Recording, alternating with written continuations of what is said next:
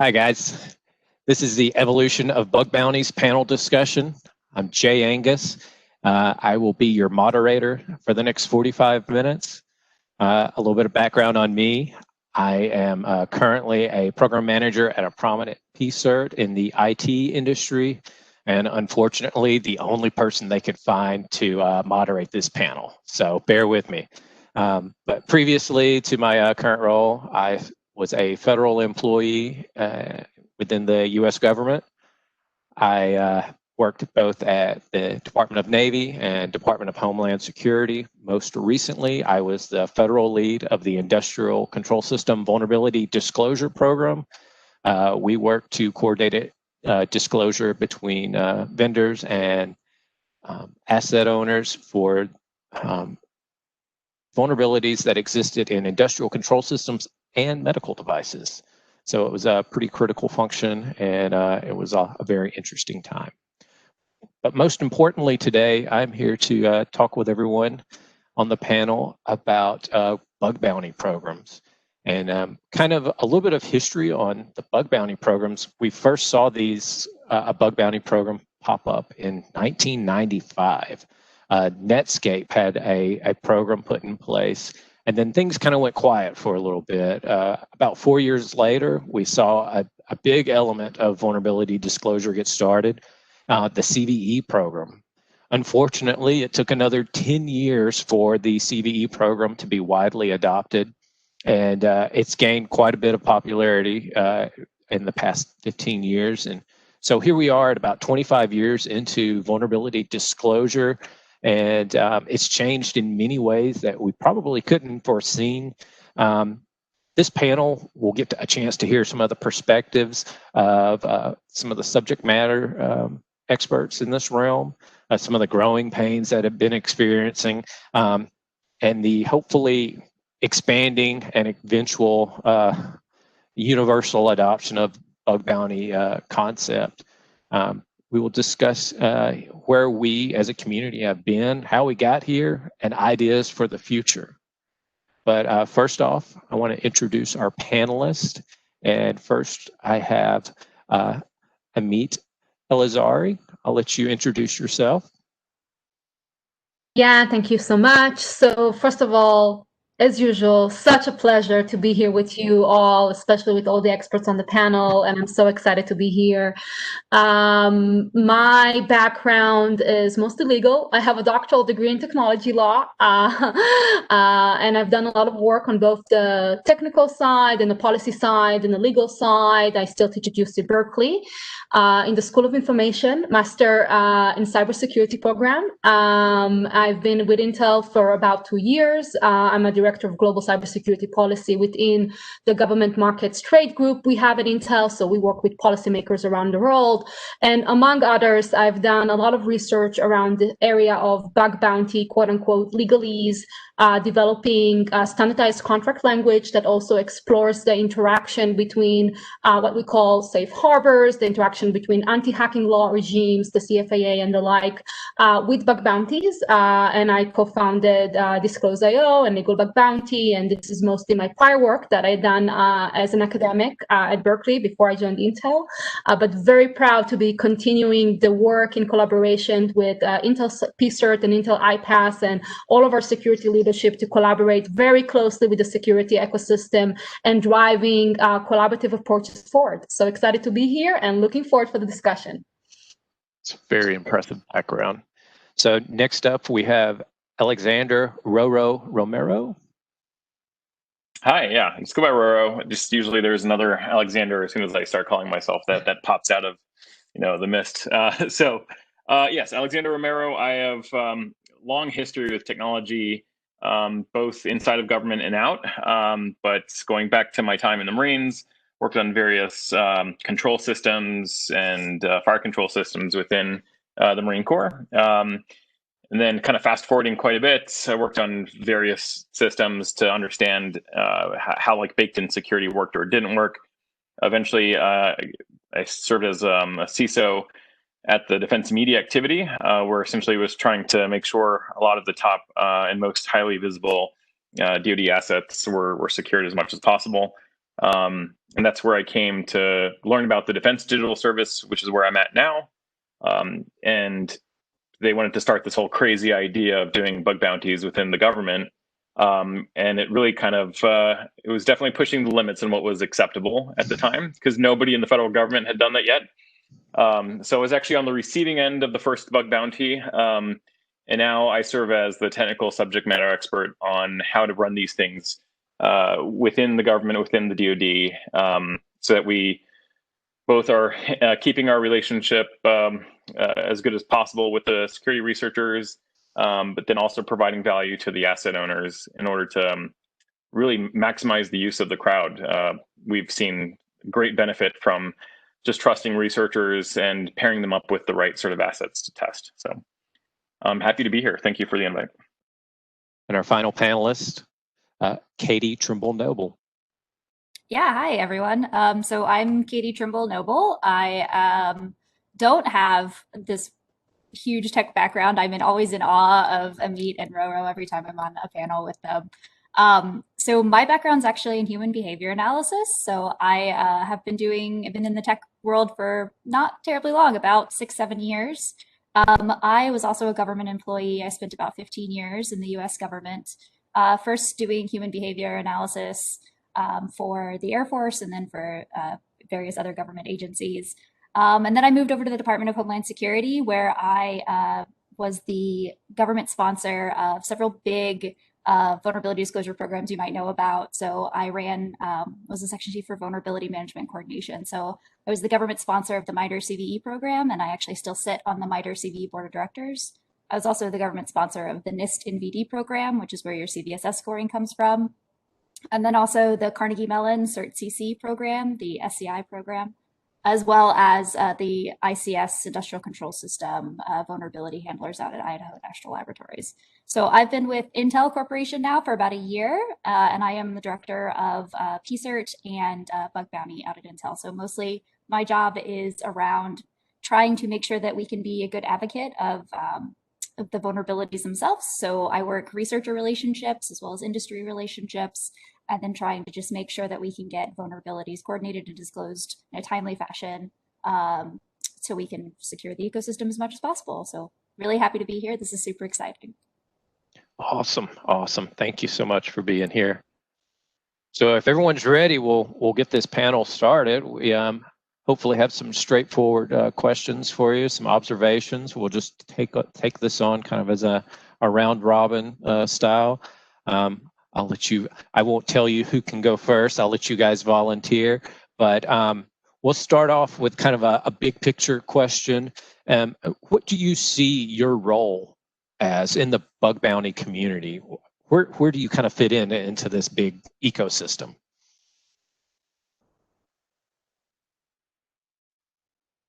Ladies first. Ladies first. So I guess I'll go then. So I kind of represent one of the big, Fortune 500 companies in industry. So I pivoted from working in the public sector to help coordinate and disclose vulnerabilities, where really my job was to oversee and make sure that the government could be good stewards of really taxpayer funds and help make sure that the ecosystem was as secure as possible. So the idea was really like basically herd immunity. The idea is if you get stronger products, then we're all safer, right? So then our adversaries and criminals and bad people don't have the opportunity to leverage those vulnerabilities to cause harm, which overall makes everyone safer. So that's kind of what I did. So we shepherded vulnerabilities. So we always said, you don't work for the researcher, you don't work for the vendor, you work for the taxpayer, and your job is to shepherd that vulnerability and help it be disclosed and mitigated as quickly as possible.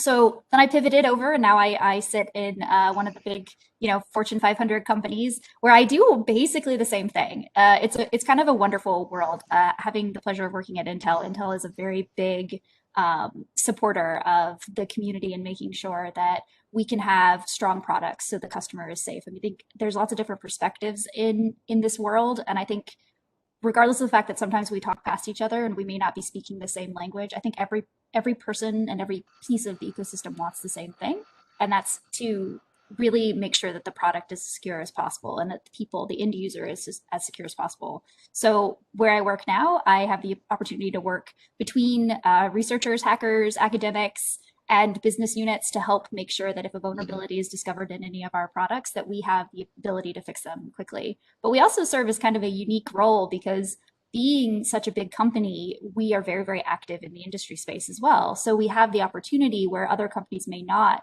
where we can really go in and say, you know, this is the way that it should be, or this is the way that we've seen it be positive. And we have that impact in that kind of market space to be able to really be a change force for good. Yeah, thank you, Katie, and I can take it from here.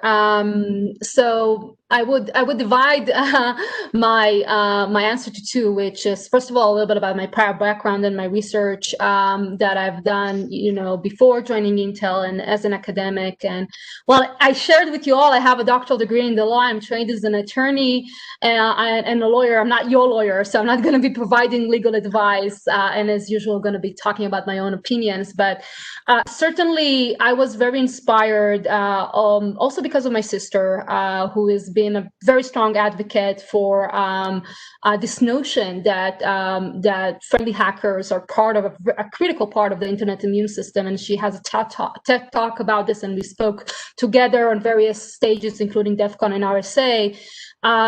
That collaboration is really a critical part of advancing security, and as Katie alluded to, supporting the users and supporting the security of society. And a critical element of this is building bridges between researchers and corporations, and between policymakers and researchers. So certainly around, I would say, 2017, I started a thread of work around looking at this landscape of how can we use private ordering mechanisms, which are essentially contracts, to try to create a standardized landscape when it comes to bug bounties and vulnerability disclosure programs. So just for the benefit of our crowd, as you might be aware, there is a critical distinction when it comes to this landscape between vulnerability disclosure programs, which are frameworks to report a vulnerability and set the expectations, but are not incentivized or providing specifically monetary incentives and bounties, versus bug bounties, where you have a scoped kind of products or technical elements. You're inviting the external ecosystem to test, and you're actually paying money for that. That's the bounties element. And there is a distinction between them, and that distinction is very important, especially on the policy and the legal landscape. So specifically, as I see my role is, I've been a strong advocate in developing this type of research that looks at standardizing the landscape of bug bounty contracts specifically, and addressing or attempting to address, or at least to mitigate, some of the key, I would say, issues or questions about potential concerns that are coming from the interaction between security testing, and specifically external security testing, and hacking and bug bounties, friendly and ethical hacking, with the anti-hacking laws. And specifically, the Computer Fraud and Abuse Act, as an example, is a prominent federal legislation in the United States, and the Digital Millennium Copyright Act, which is the DMCA. And the idea was, yes, we can create one, at least there is a lot of nuance in bug bounties. There is a lot of nuance in vulnerability disclosure program. Yes, there is room to, shape it according to your corporation needs, and advise with a lawyer for sure. But maybe we can create something like an open source license, best practice, something like Creative Commons, to standardize this landscape. And that's something that I, as an academic, worked on with many leading companies. And now Intel as well has language in our bug bounty that talks a little bit about these issues, and to create Disclose.io, which was a framework on kind of standardizing this landscape, and among others, providing specific protections, specific language that depends on the circumstances, depends on whether the researchers adheres to the policy, but alleviate some of these issues by saying explicitly we will not pursue legal action, or authorizing the actual conduct, the actual testing. And in the background, we have seen the DOJ coming with leadership around the DOJ Code and Vulnerability Disclosure and Vulnerability Disclosure Program framework that outlines this kind of consideration in 2017.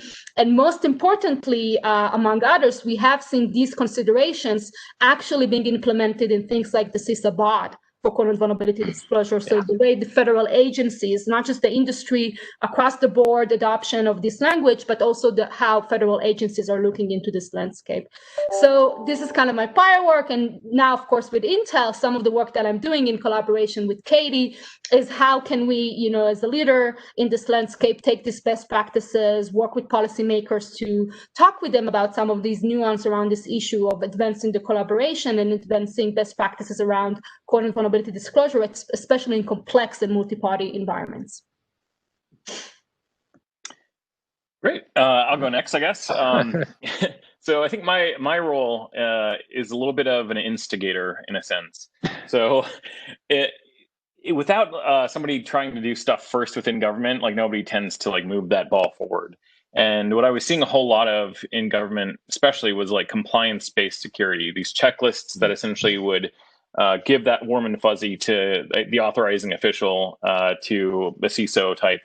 And then they would have to make a risk decision based off of that. And I had seen a system where it had gotten the best red team sort of assessment that you could get. We had used static and dynamic analysis tools, several of them, and we had also done just a sort of standard QC and assessment from that perspective. And for the initial pilot for Hack the Pentagon, that's the moment where I realized that this is something different and special. Because we had done all of those assessments, done all those tests, and then realized this is so much better because we get different perspectives from folks who just don't think like us about what security looks like. Having their perspective basically resulted in 138 vulnerabilities found in about 3 weeks or so. And also a bit of advice that I give to folks is like, don't start a bug bounty program if you're going to do like a time-based one at midnight, because they're going to be on a really long night. So that first one was impressive. The amount yeah, go ahead. And I think you hit on something interesting there, that the adversary that is going to be coming after the Pentagon is not going to be the same person, have the same thought process as a person that's defending the Pentagon. That's exactly right. I put them into buckets, right? So you have the defenders or the secure, let's try to secure this environment, those types of folks who they do that, they do it fairly well, but then you have the breakers. So fixers and breakers kind of in my mind, and then the hybrids in between, which are very unique. But yeah, it's a different mindset, right? If you're trying to figure out how to take something out, that's a different mindset than building it. And you're going to look for just the weakest point. When I was in the Marines, there was a sort of a famous quote, like, if you want it absolutely destroyed overnight, send in the Marines, right? Right. And I sort of think the same thing about these researchers. If I really, really want to get to ground truth on where the security is of that system, let's bring in the best talent who we normally probably couldn't even get hired on board with government. But if I can borrow like a few days of their time, few hours of their time, to then just give them interesting challenges, then we'll get a much better sense of what the real security of that system is. So that's been part of my role. Helping to change the culture was a big part of this. There was no vulnerability disclosure program within DoD. If you had a vulnerability, a lot of times like folks would just bring it to me because they knew me. And I was kind of getting tired of that. So I was like, let's create a disclosure program because that makes more sense. And so to date, we've received over 20,000 vulnerabilities in the last 4 years or so that we would not have received otherwise, or at least not the quality. So I think that's been a huge win as well. So being that example, not just within DoD, but for the rest of government is kind of my role as well. That's awesome. That's awesome. And I say whether it's for the vulnerability disclosure program, one of those, the framework that surrounds that, or a bug bounty program, I think the outcome that everyone is looking for here is kind of we're taking tools out of the adversary's bag of tricks, right? One less way that they can work their way into our systems, whoever that adversary may be, as simple as a script kiddie or a very serious APT. But those was great responses. I got my next question teed up for you guys. So we kind of mentioned earlier that it's been about 25 years that we've been playing this bug bounty effort. How have you seen the community change over the past 25 years? Maybe even more specifically, have you seen a better vertical and horizontal integration? Better, stronger executive sponsorship, and maybe a maturing of the researchers that are coming forward.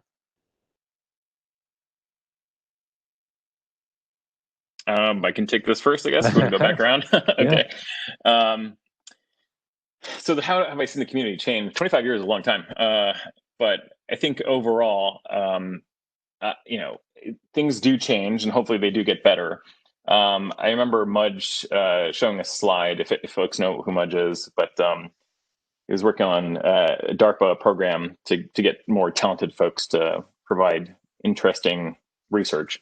There was a slide about like the number of lines of malware, kind of, or just bad software in general, seemed to stay the same, but the number of lines of code that were baked into various products was only increasing, which was sort of an interesting thought experiment in terms of, like, it doesn't matter how complex like the software gets, like it seems to be about the same level of effort in order to exploit that software because it increases in complexity.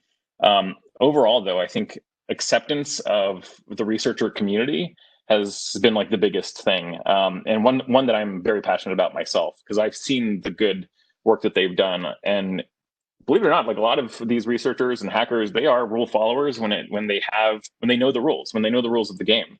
And so clearly, like, stating what the rules are, inviting them in, and in having like an interesting challenge for them, always is sort of interesting to see where they go. So at DEF CON last year, at DEF CON Safe Mode, actually this year, we did this Hack a Satellite sort of challenge in conjunction with the Air Force Research Labs. And it was fascinating to see these groups participate in a challenge where nobody's ever given them a space-based resource to try to hack on before. And we try to make it as interesting as possible. COVID hit around the same time, so we had to go all virtual. So I guess all that to say, I don't think that would have been possible 25 years ago, getting the military to offer up a satellite to actually hack on. So that's maybe one small indication of how things have changed, is really accepting and embracing the community as much as possible.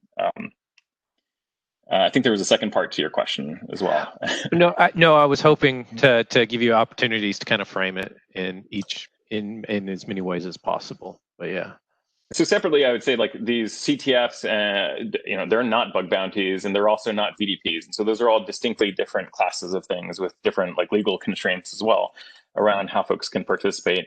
I see bug bounties and VDPs as just another tool in the toolbox. You have your traditional stuff that hopefully can sweep up a lot of the lower hanging fruit, so that when a researcher comes in, they can focus on things that humans are good at. They're really good at chaining things together, or they're really good at creatively looking at a problem in a way that a machine can't, or a script can't. So that's I think that's why this specifically will continue for some time to come, this method of testing.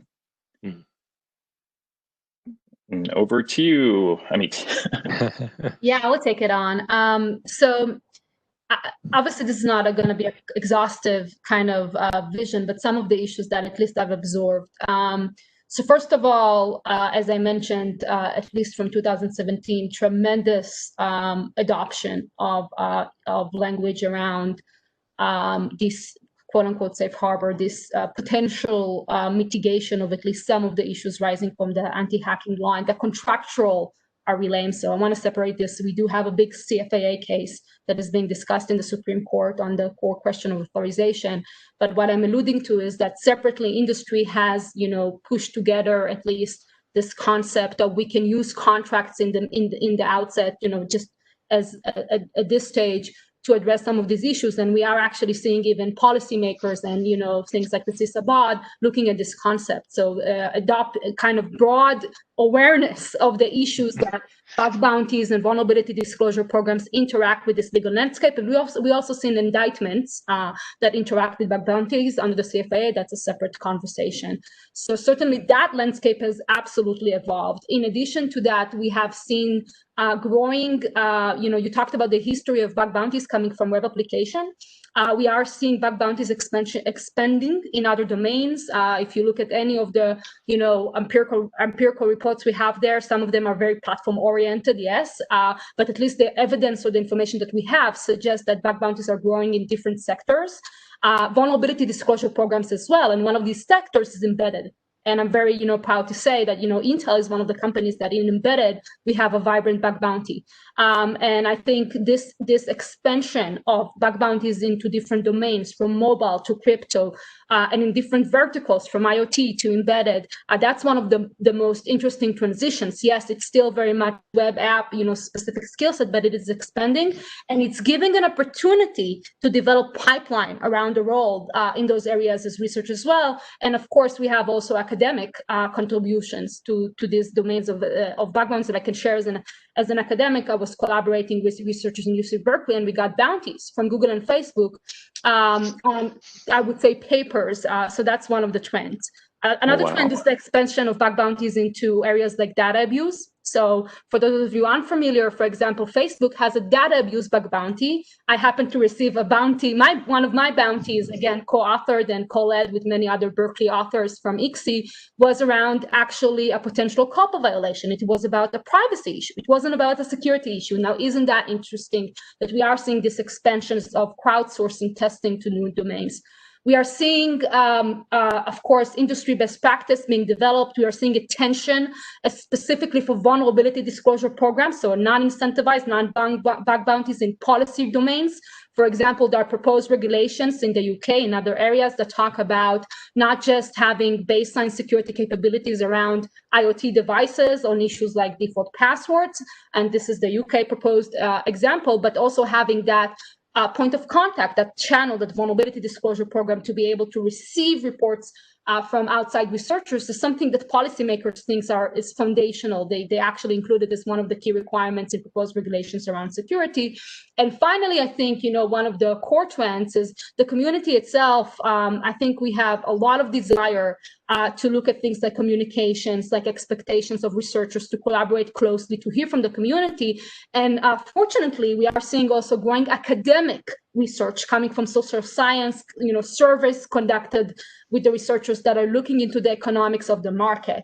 Yes, the data is not perfect. I think everybody is aware, that the bug bounty market is, a lot of it is private bug bounties, and there is no full picture of public information about that. But this type of academic research that is coming, from third parties, like from leaders like Professor Aaron Lozaka and others, I think is shedding more light on what we can all work together as a community to improve when it comes to this ecosystem. Yes, I think it's critical to have some kind of legal construct around these programs so that organizations can better understand what their risk is as they get involved in this. But do you have thoughts, Ms. Noble? I don't know how to follow that. I feel like we've hit I mean, it's so unfathomable, the amount of change that's happened in the last 25 years. Going into COVID now and this world of where everyone is a remote worker, I can't imagine that we could have done the things that we've done from a product security standpoint 10 years ago. It's just changed so much. And I wonder how much of that is just cultural acceptance. And that to me is amazing. The fact that you can go into these big, Fortune 500 companies who 5-10 years ago, if somebody had showed up and said, I broke your system, they would have been like, all right, let's defamation and lawsuits and let's try to do this or try to do that. It was kind of hush it up. And in the last, 10 years, we've seen this huge flux into well-funded, well-resourced bug bounty programs in all of these big industries. And it's amazing. It's not just in the tech industry anymore. It's made its way into all of the sectors. I mean, just the amount of change that's happened in just things like aerospace and hack the satilates and the work that Boeing has been doing recently with their vulnerability disclosure program and working with the community to bring researchers in to show them what did you find and how did you find it. The work that the elections community has been doing has been really, really amazing and inspirational, and I don't think that was possible 5 years ago. I think that there's a new mindset, and it's about time. There's this idea that just because it happens online doesn't make it not real. Right. And that switch in the mindset that you can't just put your fingers in your ears and pretend that it doesn't happen. Like, if there's a critical vulnerability, wouldn't you rather know about it? And that switch in mindset is pivotal. And I think that's something that we've seen really even in the last 5 years, that acceptance of understanding that, like, as big companies, as government organizations, as big coordination centers, these big influential partners saying, you know, like, we would rather know what's going on than, I mean, the logical conclusion of that is that if you can't report it, then an adversary could find it and leverage that vulnerability to cause harm, right? So absolutely. Incentivizing, and so like VDPs and bug bounties are very different. I want to make sure that that's clear and understood. They're very different things. A VDP is a see something, say something. It's a, if you found something, please tell us, and it's an avenue for you to tell us.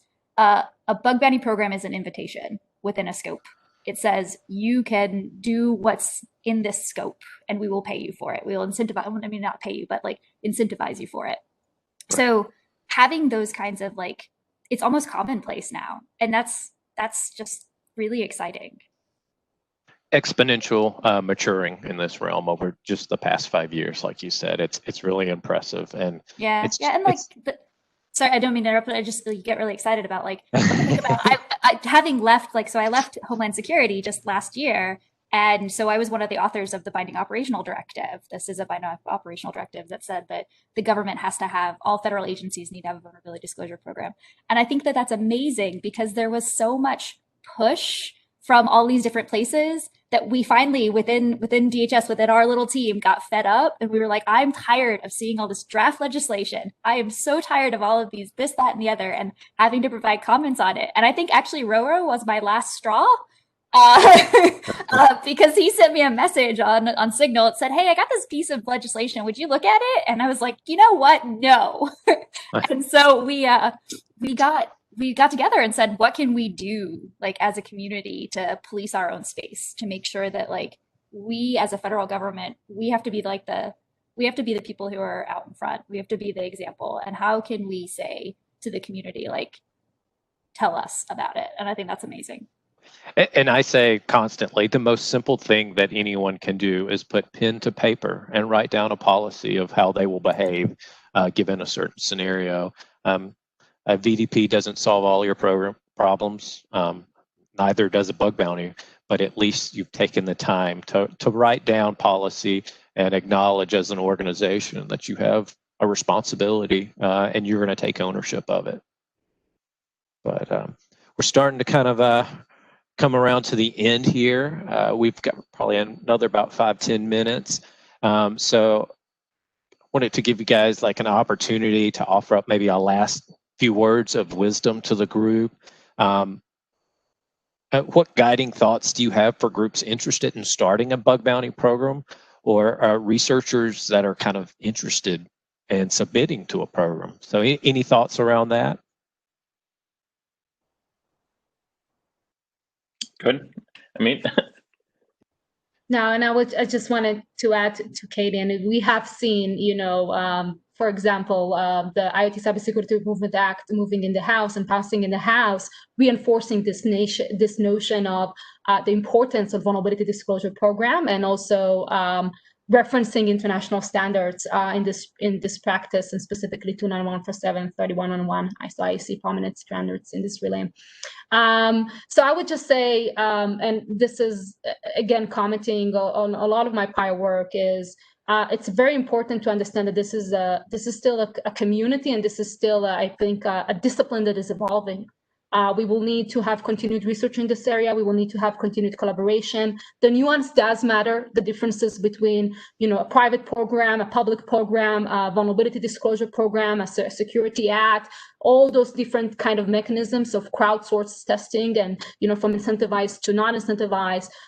We are trying to promote best practices and having important conversations and efforts like, you know, my own prior work around Disclose.io and legal bug bounty to create some framework. But it's a discipline, and as every discipline, you need to think about what are the organization needs. You need to consult, you know, a lawyer or consult your legal advice. You need to work with experts. You need to kind of look at the resources that you have and define something that works for you, depending on the stage you are, especially when it comes to this key distinction between inviting people to actively test your system and think about whether you're ready for that, versus just having the vulnerability disclosure program, which is really emerging as kind of a best practice, even considered by policymakers around the world.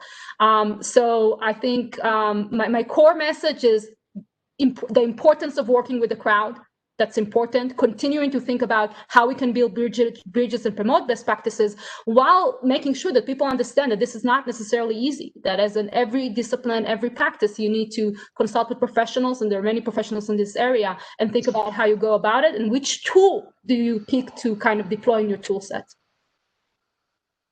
Putting an email address on the internet isn't the end all and be all of the vulnerability disclosure program, but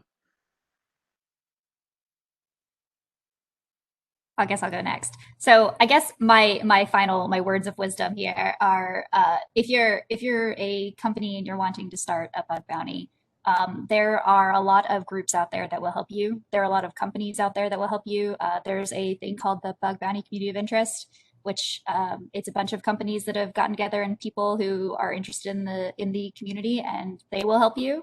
But they'll probably all tell you something very similar, which I think we've all said already. Don't start something if you're not ready for it. You have to have the infrastructure in place in order to take on a bug bounty program. A VDP is different. A VDP, like I said, is to see something, say something, and you need to be able to receive that information from the outside if there's a problem and be able to integrate that back into your workflow. But that is very different than inviting researchers to hack on your system. So make sure you understand the difference and that you are prepared for both of those situations. If you're a researcher, read the scope. That's very important. You don't want to run afoul of somebody's scope. Just because you're curious doesn't give you the absolute right to break things. Like, break things within bounds. But you know, the wonderful thing about security research, in my perspective, is that it breaks all boundaries, right? It is by its very nature inclusive. It doesn't matter who you are, where you are, what your gender, what your role, what your education level, where you are in the world. It makes no difference. What matters is how well your skills are applied, right? And so that by itself is just inspiring, because by its very nature, it's an inclusive community, right? Nobody cares about who you are. They don't care about your background. They care about your proof of concept and that you have a well-formulated vulnerability and that you're wanting to make the space better for the future. You know, so that's all inspiring, and I think that's a very positive ideology to embrace. You know, so the future is bright, and I'm like super excited about this space. I think there are positives and there are negatives, and we're just going to have to negotiate those as they come to us. Yeah, I guess I'll go last here. So last words of wisdom, I have so many. I don't know where to start. I've done a lot in this space at this point, so a lot of it is just practical things. But above anything else, when I'm starting conversations with organizations within the DoD that are considering going this route, one, I want to make sure that it's appropriate for them to do this first. So like, have they done everything else? Have they found all the low-hanging fruit? But once we get past that, it's making sure you respect the researcher's time, and that when you're putting together a bounty or a VDP program, that you're doing so thoughtfully. And sometimes it's best to just start internally first, to just run through the process, because actually, you know, receiving a vulnerability, doing something about it, having it retested, that entire process needs to really be thought out before you invite your first researchers and waste their time, and then end up with just like either overspending or not getting the right value out of it. So scope is incredibly important, but your scope is wrong. It's not going to be right the first time around, and what you thought was actually important may not be where the researchers find that way in. And so it's equally important to be flexible as you're running these things. With the VDP program as well, it's sometimes folks aren't sure whether or not something is in scope or not, but at least having publicly written somewhere that, you know, you're willing to accept things that might be slightly out of scope, but being clear about the constraints, like what is it that they can expect from you, and what do you expect from them in terms of behavior and that kind of stuff, but allowing some room for flexibility. So I know we're probably short on time at this point, but I'm happy to share some other thoughts. Not sure, how are we on time? Sure, we're doing okay on time. We may be getting a little narrow at this point, but I think I may have a thought to kind of sum this up for everyone that's thinking about hopping on to the bug bounty train. Think of it as this gig economy. This is the new thing, and the gig economy has come to cybersecurity. And if it's something you're interested in, this is one of your opportunities to kind of dive in and integrate it into your best practices. But I want to thank everyone for joining us for this panel. It's been a lot of fun, and I think it was a great conversation to have. And I'm sure we could go on, but our time is up here. But I believe we're going to have a slide up here in a second with some of our contact information. But thank you for coming and watching our talk at Gray Hat. Thank you.